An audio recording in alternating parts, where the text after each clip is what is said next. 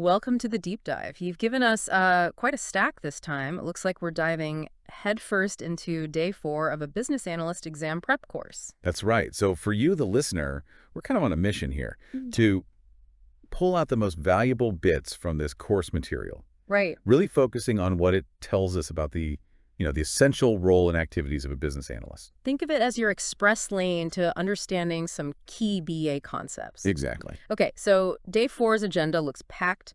There's a quick review, then the big one. Elicitation and collaboration, that's chapter 4 from the IIBA's guide, right? The sort of industry Bible. That's the one. Yeah. And then it touches on agile principles, Scrum, Kanban. But I agree, elicitation and collaboration, that feels like the core. So let's start there. Agreed. It's absolutely a cornerstone. As this material lays out, its main purpose is really detailing the tasks a BA does to, well, organize and coordinate their work with stakeholders. With stakeholders, right? That interaction piece. Okay, so the material mentions 5 key tasks within this area. Yes. 5 fundamental tasks.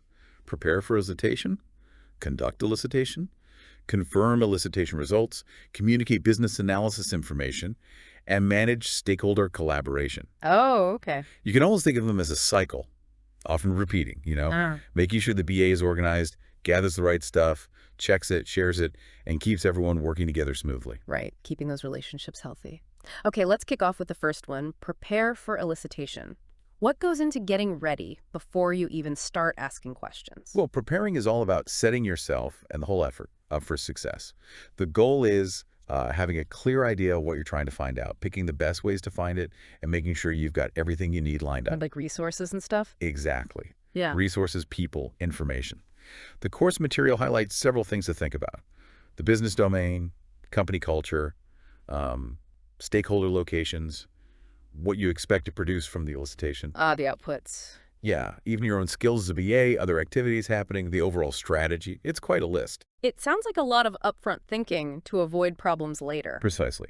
It's about minimizing wasted time and, maximizing the quality of what you actually gather. A common mistake is jumping in without really understanding the scope properly. Which leads to unfocused sessions, I imagine. Totally.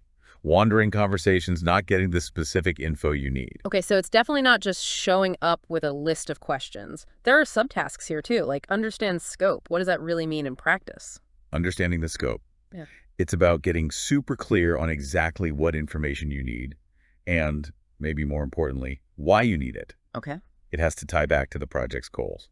Then you've got select techniques, basically picking the right tool for the job. Like interviews versus workshops. Exactly. Or surveys, observation, prototyping.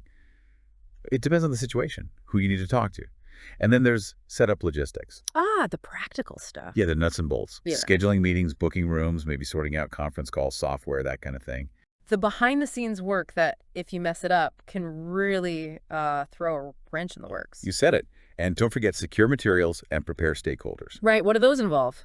Secure materials is about gathering any existing documents, data, anything relevant before you start doing your homework, essentially. Okay. And prepare stakeholders is critical, making sure they know what's coming, why you're doing this elicitation, how it's going to work. Setting expectations. Exactly. Maybe even asking them to look over some info beforehand so you can make the best use of your time together. Okay, so a really solid foundation is vital. Makes sense.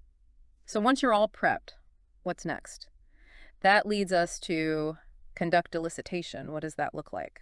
Right. Conduct elicitation is where the actual information gathering happens. The material talks about 3 common ways to do it. Okay. Collaborative, which means directly interacting with people.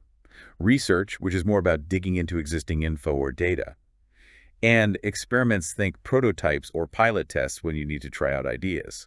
Interesting. And stakeholders can be involved in this directly. It's not just the BA asking questions. Oh, absolutely. It can be very much a two-way street. Yeah. Stakeholders can be active participants, Yeah. bring their knowledge to the table. Gotcha. And the subtasks here are guide elicitation activity and capture elicitation outcomes.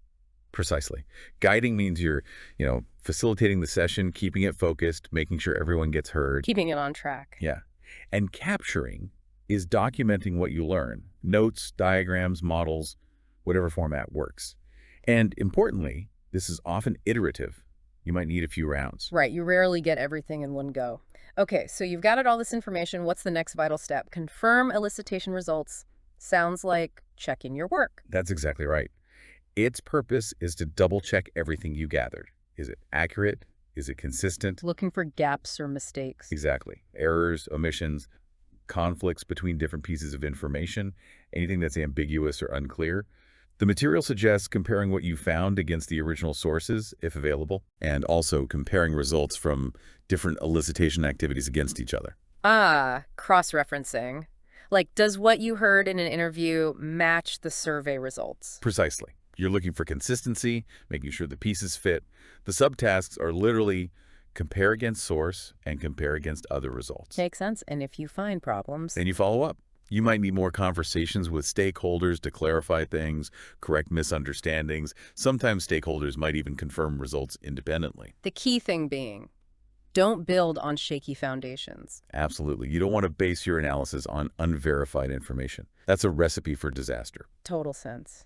Okay, information confirmed. Now you need to share it, right? That brings us to communicate business analysis information. Yes, the goal here is simple but crucial, ensuring everyone who needs to know has a shared understanding. Share understanding. Key phrase. Definitely. And the material stresses this is bidirectional. It goes both ways, and it's iterative, happens multiple times usually. You got to think about who needs the info, what info they need, why you're communicating, the context. And what you expect to happen as a result. Right. What's the desired outcome of this communication? The course lists different reasons, sharing requirements, talking through designs, quality issues, alternatives, and different ways to package it up, too. Formal docs, informal notes, presentations. Yeah, and different platforms too. Group meetings, one-on-one chats, email, other nonverbal ways. The subtasks reflect this. Determine objectives and format, and communicate the package. So tailor the message and the medium to the audience and the purpose. Exactly. A formal sign-off needs a formal document. A quick clarification might just be an email or a quick chat. Choosing the right channel is key for understanding an action. Okay, nearly there on the tasks. Last one. Manage stakeholder collaboration. This sounds more ongoing. About the relationships. It really is. It's about actively nurturing an environment where stakeholders actually work together effectively Right. towards that common goal. Right. Because they don't always automatically do that. Hey, no. The material points out, quite rightly, that different stakeholders have different levels of influence, different Yeah. priorities. So this task involves monitoring their participation. Monitoring. How so? Are the right experts involved? Are they actually engaged, contributing meaningfully? Are they giving feedback on time? I remember one project, we kind of skipped setting clear expectations up front. Oh, dear. Yeah, it led to weeks of delays, rework, because people weren't clear on their roles or commitments. So that first subtask, gain agreement on collaboration, it's not just a tick box exercise. I bet. It also mentions watching for risks, like stakeholders getting pulled away, or maybe the information you're getting isn't great quality. Yes, exactly. Mm. Risks like key people getting diverted, low quality input, delayed approvals. These can derail things. Mm. The other subtasks are monitor stakeholder engagement, which is that tracking piece, Mm. and just plain collaboration, which emphasizes ongoing communication, but also negotiation and, importantly, conflict resolution skills, because disagreements will happen. Okay, so these 5 tasks together, they really paint a picture of the BA as like an orchestrator, not just a note taker, managing information and people. That's a great way to put it. Orchestrating understanding. Now, the material also brings in something called the BACCM, the Business Analysis Core Concept Model. Right, BACCM, what's the deal with that? The BACCM is basically a foundational framework. It has 6 core concepts that underpin all business analysis work: changes, needs, solutions, stakeholders, contexts, and value. Okay, changes, needs, solutions, stakeholders, contexts, value. Yep. Think of it as a common language for BAs. When you're planning or doing any BA task, including all that elicitation and collaboration we just talked about, you're constantly thinking about how these 6 concepts relate. The material has guiding questions like what kind of changes or who are the stakeholders? How does this directly link back to elicitation and collaboration? Well, think about it. Through elicitation, what are you doing? You're trying to understand the change being proposed. You're digging into the underlying needs. You're exploring possible solutions. You're talking to stakeholders. Exactly. You're considering the specific context, the environment, the constraints, and you're trying to figure out what different people see as value. Ah, okay. So value isn't just one thing. Not at all. What the sales team considers valuable from a project might be totally different from what customer support values or IT values. Elicitation has to uncover those different perspectives on value. So, elicitation and collaboration is really how the BA interacts with and explores all 6 parts of that BACCM model. Precisely. It's the primary mechanism. Okay, that clicks. Now, the agenda also mentioned a quick review of concepts from previous session, and it had some sample exam questions. Should we glance at a couple? Might help tie things together. Yeah, good idea. It shows how interconnected this all is. Take question 2. Melissa is the BA. She couldn't complete the defined solution scope task because an input was missing. Which input could it be? Options are business case, solution approach, transition requirements, or process assets. Okay. To define the scope, you'd need something pretty foundational outlining the why and what, wouldn't you? You would. You need those essential inputs ready before you can effectively do the task. What about question 9? Where would a sponsor look for info for a go-no-go decision? Options: business case, solution scope, business needs, solution approach. That one feels more straightforward. The justification, the rationale that screams business case, right? Exactly. That's the key document for those big strategic calls. And one more, question 31. What describes specific end results and the measures to assess if they've been achieved? Options: goal, case, objective, need. Specific end results and measures. That sounds like the definition of a business objective. Spot on. A goal might be broader, like improve efficiency, but the objective is measurable. Reduce processing time by 15%. Got it.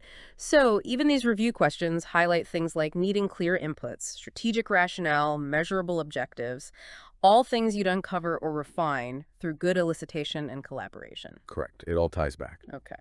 The agenda also listed Agile principles and mindset and intro to Scrum and Kanban. We're not doing a full deep dive there today, but how do they connect to elicitation and collaboration? Well, the material briefly mentions change-driven approaches, contrasting them with plan-driven. Agile, Scrum, Kanban, they're prime examples of change-driven. Meaning more adaptive, shorter cycles. Exactly. Rapid delivery, short iterations.